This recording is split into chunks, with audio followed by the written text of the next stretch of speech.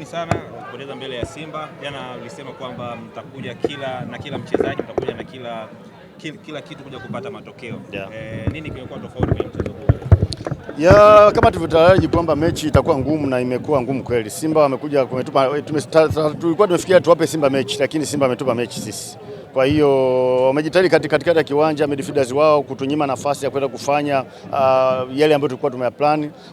Hatukuwa comfortable kuhakikisha kwamba tunaweza kutoa mipira katikati ya kiwanja na kupeleka pembeni ambapo ndio kwenye nguvu yetu ambako anacheza Mosi Nduumwe na upande wa pili ambapo tumemchezesha Idris Diomande.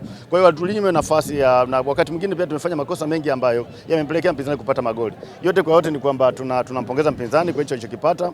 Target yetu ilikuwa ni kupata pointi 3, tumezikosa. Hatuwezi kukata tamaa. Bado tuna nafasi kama coach kufanya kazi ya ziada kwenye kiwanja cha mazoezi. Yale ambayo mabaya yamejitokeza leo tutaenda kuyafanyia kazi kwa kujiandaa na mechi inayokuja dhidi ya wenzetu wa Fountain Gate. Kocha, ni mechi ya pili hii mnapoteza kwa Simba, tuambie ni lipi funzo ambalo mmelipata kwenye mchezo wa aina hii? Ukiangalia kwa msimu huu tumepoteza home and away kwa timu kama tatu kama nne. Tumepoteza kwa TRA, tumepoteza kwa Simba, Azam na hata na Yanga. Japokuwa Azam nakumbuka tulitoa sare.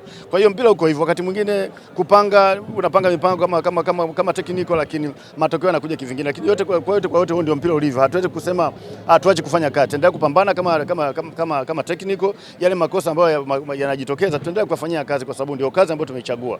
Ukiangalia kama mechi ya Simba tumejaribu kuwazuia kwenye dakika 13 14 za kwanza. Tumejaribu kuaminya kwenye maeneo ambayo tulikuwa najua wangetusumbua. Lakini nao pia wamekuwa matured, wakaweza kustuka ya mitego yetu, wakatumia kutulazimisha tufanye makosa makubwa ambayo yametupelekea kupata magoli. Kwa hiyo wamepata ushindi wa mara pili, wametufunga nyumbani kwetu, wametufunga nyumbani kwao. Mpira uko hivyo, hatuwezi kusema kingine cha kumlaumu mchezaji yote, ni makosa yametokea kama team. So kama head of technical na yapokea na wenzangu ambao niko nao kwenye bench, tunaenda kuwafanyia kazi na next time itafika mahali tunajua tutamkamata sehemu gani.